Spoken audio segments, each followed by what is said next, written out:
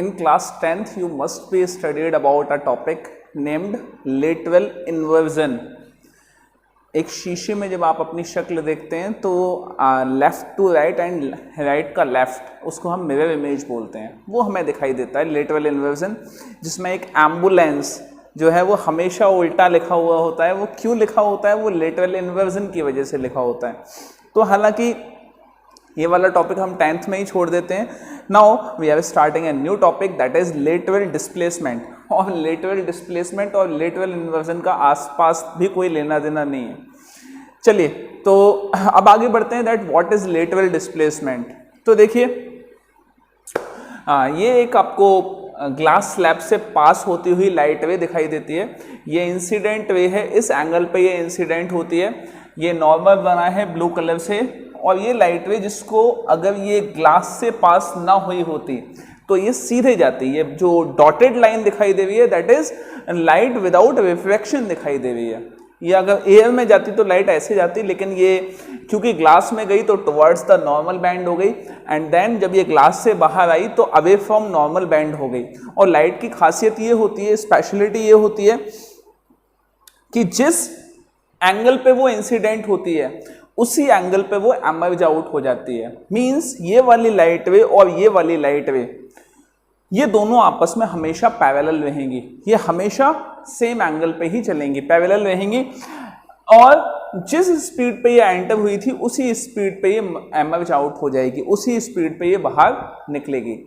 लेकिन फिर भी इनके बीच में एक डिस्प्लेसमेंट होता है, लेटरल डिस्प्लेसमेंट। अब एक्चुअली लेटरल डिस्प्लेसमेंट क्या है वो समझने की कोशिश करते हैं। देखिए, यहां देखिए, यहां है distance covered by light in 4 second. For example, एक लाइट वे है जो एयर में ट्रेवल कर रही है, उसका डिस्टेंस आपने कैलकुलेट किया कि हवा में 4 सेकेंड तक ट्रेवल करने के बाद उसने डिस्टेंस कितना ट्रेवल किया, तो वो डिस्टेंस आया कितना?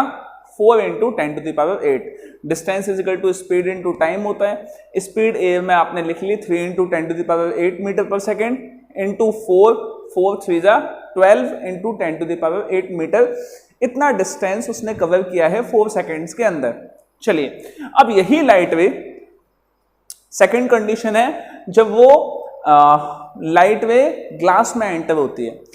ग्लास में एंटर होती है तो ये कंडीशन आती है।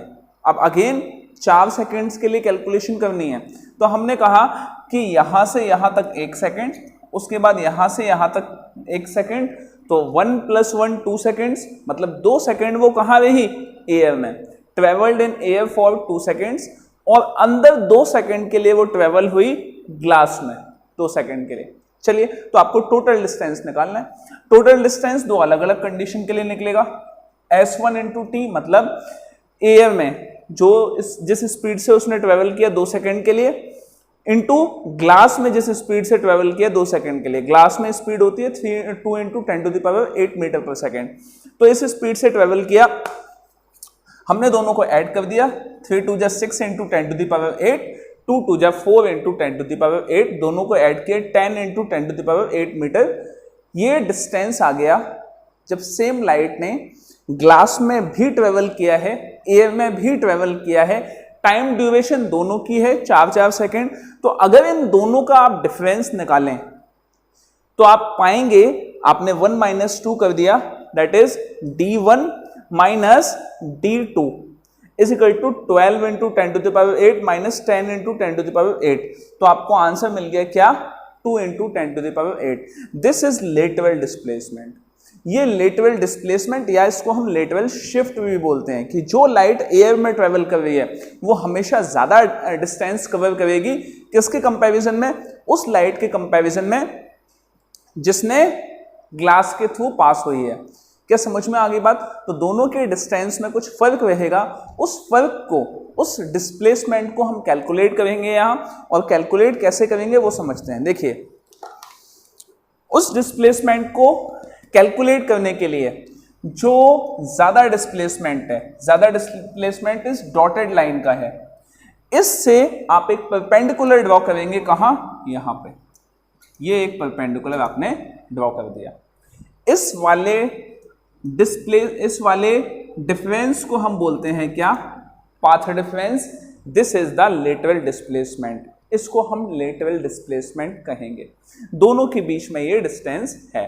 चलिए आपने इसको ए नाम दे दिया, इसको बी, इसको सी। अच्छा एक और चीज, वो एक और चीज क्या है कि यहां से यहां ये ग्लास की थिकनेस या मैं कहूं ग्लास की विड्थ जितनी ज्यादा होगी उतना ज्यादा देर ये ग्लास में रहेगी लाइट वे, और जितना ज्यादा देर ये ग्लास में रहेगी उतना ज्यादा लेटरल डिस्प्लेसमेंट होगा, क्योंकि उतनी कम स्पीड से ये ट्रेवल करेगी ज्यादा देर के लिए। ठीक है, तो थिकनेस पे भी डिपेंड करता है। तो हमने यहां से यहां इसकी थिकनेस, इसको चाहे आप थिकनेस कहिए चाहे इसको विड्थ कहिए, इसको हम यहां थिकनेस से डिनोट कर देते हैं। क्या क्लियर होगी बात? चलिए एक और चीज, लाइट वे को जाना ऐसे चाहिए था, जो डॉटेड लाइन है वो सीधी लाइट है, लेकिन वो मुड़ गई यहां, मतलब इससे डॉटेड से वो बोल्ड पे आई, तो ये जो है ये डेविएट हो गई लाइट। इसको हम बोलते हैं क्या? Angle of deviation. और इस एंगल ऑफ डेविएशन को डेल्टा से शो किया जाता है, डेल्टा से। क्या क्लियर हो गई बात? ठीक है, तो यहां मैं लिख दूं angle of deviation is equal to delta. इतने एंगल से ये लाइट वे डेविएट हो गई है। अब सवाल ये है कि डेल्टा की वैल्यू अगर आपको आई और आर के टर्म में निकालनी हो तो कैसे निकालेंगे? देखिए ये वाला एंगल आई है तो ये वाला कंप्लीट एंगल भी आई होगा। ठीक है, इसका मतलब है ये वाला अगर एंगल आई है यहां से यहां तक का, that means I is equal to R plus delta. So delta can be written as I minus R. इसकी जरूरत पड़ेगी बाद में इसको नोट कर लेंगे। क्या समझ में आ गई? अब हम इसकी कैलकुलेशन स्टार्ट करते हैं। कैलकुलेशन से पहले डेफिनेशन लिखते हैं कि बेसिकली डेफिनेशन क्या है। डेफिनेशन क्या है? आपको ये डिफरेंस निकालना है, और ये कैसे आपने निकाला? That lateral displacement is the perpendicular distance between the refracted wave and non refracted wave। दोनों के बीच का जो डिस्प्लेसमेंट है that is called lateral displacement. तो देखिए मैं लिख देता हूं, lateral displacement is the normal या परपेंडिकुलर, एक ही बात है, नॉर्मल डिस्टेंस बिटवीन रिफ्रैक्टेड रे एंड नॉन रिफ्रैक्टेड रे। अब इसकी कैलकुलेशन स्टार्ट करते हैं। कैलकुलेशन के लिए सबसे पहले हम इस वाले ट्रायंगल से स्टार्ट करते हैं, ए बी सी। अब इस वाले ट्रायंगल से अगर स्टार्ट करते हैं तो आपको ऐसा ट्रिग्नोमेट्रिक फंक्शन लेना है जो इसको इंक्लूड कर ले। ठीक है, तो ये क्या है? ये सामने परपेंडिकुलर है, this is perpendicular and this is what? This is hypotenuse. तो मैं यहां साइन थीटा लगा देता हूं। So from triangle A B C, ठीक है, so sine delta is equal to perpendicular means C B upon perpendicular upon hypotenuse, hypotenuse is A C. ठीक है, सो साइन डेल्टा को हम क्या लिख सकते हैं? Sine delta can be written as I minus R is equal to CB is delta x and AC will be written as it is. I will take AC in LHS side, so delta x divided by sin I minus R. This is equation number 1. Okay. Now second equation बनाएंगे हम triangle ACD की help से। From triangle ACD, यहां पे हम ले लेते हैं ट्राइंगल ACD, कौन सा हुआ? ACD। यहां पे हम cos R ले लेंगे। cos R is equal to base upon hypotenuse होता है। तो बेस क्या हो गया? Base is equal to AC upon, sorry base is this is the base, perpendicular के साथ जो आया है वो बेस है, तो बेस हो गया AD अपॉन AC। मनमानी चलो ये क्या कि अपने हिसाब से साइन थीटा ले लिया, अपने हिसाब से कॉस थीटा ले लिया, मतलब बच्चा कैसे याद रखेगा इसको कि कहाँ कॉस थीटा लेना है, कहाँ साइन थीटा लेना है। सिंपल सा लॉजिक है। देखिए आपने जब साइन थीटा लगाया तो आपके पास एक ऐसी चीज आई जो AC यहाँ पे है। अब जब आप ये वाला ट्राइंगल ले रहे हैं तो ये वाला ट्राइंगल पहली बात तो लिया क्यों? क्योंकि आप इस ग्लास की थिकनेस को इंक्लूड करना चाहते हैं, क्योंकि ग्लास की थिकनेस डेफिनेटली इस बात को इफेक्ट करेगी कि लाइट कितना डिस्टेंस ट्रेवल करेगी। ठीक है, तो आपने ये वाला ट्राइंगल ले लिया। अब कॉस ही क्यों लिया, कुछ और ले लेते। ठीक है, तो कॉस से मतलब क्या था, कॉस आपको बेस अपॉन हाइपोटेन्यूज देता है। अब हाइपोटेन्यूज है AC, AC लेने का मकसद ये है कि AC आपकी फर्स्ट इक्वेशन में भी है और AC आपका सेकंड इक्वेशन में भी है। AC को लेने का सिर्फ और सिर्फ इतना सा मकसद है। क्या समझ में आ गई बात? इसलिए हमने यहाँ पे कॉस का टर्म लिया है और यहाँ पे साइन का टर्म लिया है। चलिए इसको आगे हम कैलकुलेट कर लेते हैं। So AD is the thickness of the glass. मैं लिख देता हूं AD is equal to thickness of glass, और इसको हम डिनोट करते हैं T से, and AC will be common. So AC को हम उधर ले जाएंगे तो AC is equal to T divided by cos R, this is 2। अब देखिए इक्वेशन नंबर 1 और इक्वेशन नंबर 2 दोनों में AC LHS में है। यही मकसद था कि एक जगह आपने साइन थीटा लिया और एक जगह आपने कॉस थीटा लिया। ठीक है, चलिए तो आपने इक्वेट कर दिया किसको, 1 और 2 को, इक्वेट 1 एंड 2 को इक्वेट किया। So delta x upon sine I minus R is equal to T upon cos R। आप अगर यहां से डेल्टा x की वैल्यू निकालें, अगर क्या निकालनी है क्योंकि डेल्टा x ही लेटरल डिस्प्लेसमेंट है। ठीक है, so delta x will be equal to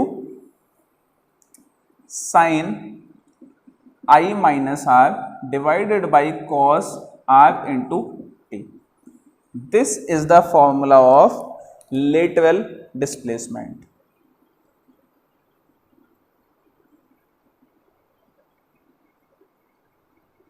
मैं एक बार वापस से आपके लिए समराइज कर देता हूं।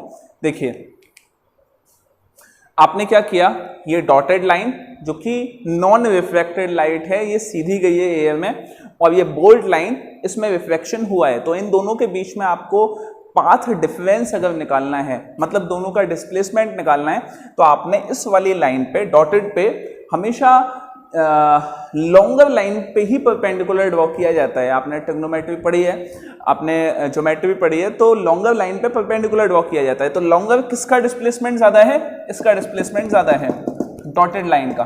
ठीक है, तो आपने परपेंडिकुलर ड्रॉ कर दिया, तो ये वाला जो पाथ डिफरेंस है ये लेटरल डिस्प्लेसमेंट होगा। चलिए अब इसकी वैल्यू आपको निकालनी है, तो आपने दो इक्वेशन बनाई, एक ट्राइंगल ले लिया ABC, तो ABC ट्राइंगल लिया, इसमें आपने साइन डेल्टा लगा दिया। साइन डेल्टा की वैल्यू क्या आई, डेल्टा क्या है, एंगल ऑफ डेविएशन है कि कितना डेविएट हुई है लाइट वे। तो डॉटेड से बोल्ड आने में कितना एंगल उसने कवर किया, डेल्टा। तो डेल्टा की वैल्यू क्या होगी, देखिए ये अगर एंगल I है तो ये एंगल भी I होगा। ठीक है, अब that means I is equal to R plus delta हो गया। तो अगर डेल्टा की वैल्यू निकालेंगे तो I माइनस R हो गया। आपने क्या पुट कर दिया नेक्स्ट में, साइन I माइनस R, और साइन की वैल्यू होती है परपेंडिकुलर अपॉन हाइपोटेन्यूज। तो परपेंडिकुलर आ गया क्या, delta x upon AC। Then आप AC को उधर ले गए, साइन I माइनस R को नीचे ले आए, इक्वेशन को नंबर दे दिया 1। अब सेकंड इक्वेशन में आपने क्या किया, क्योंकि आपको AC को कॉमन रखना है और थिकनेस को इंक्लूड करना है, तो आपने एक ऐसा ट्रिग्नोमेट्रिक फंक्शन दे दिया जो हाइपोटेन्यूज और बेस को रिलेट कर सके, that is only cos theta. So आपने कॉस R यहाँ पे ले लिया ADC में या ACD में, cos R is equal to perpendicular upon hypotenuse, so AD upon AC। AD is the thickness of the glass, so T is upon AC। AC को आप उधर लेके गए, इसको आपने इक्वेशन नंबर 2 दे दिया, दोनों को इक्वेट किया, LHS दोनों में सेम है। तो delta x upon sine minus I minus R is equal to T upon cos R। Delta x की वैल्यू निकालेंगे तो साइन I माइनस R उधर चला जाएगा। This is the lateral displacement, या इसको एक और नाम से जानते हैं, that is lateral shift. Shift का मतलब है कि कितना डिफरेंस आ गया है। क्या समझ में आ गई बात? चलिए, तो आज हमारा ये लेटरल डिस्प्लेसमेंट का कॉन्सेप्ट यहाँ खत्म होता है। कल हम पढ़ेंगे रियल एंड अपरेंट डेप्थ। चलिए, तो आप ये डेरिवेशन खुद करके देखिएगा। कल हम आगे बढ़ते हैं रियल एंड अपरेंट डेप्थ पे। Thank you so much.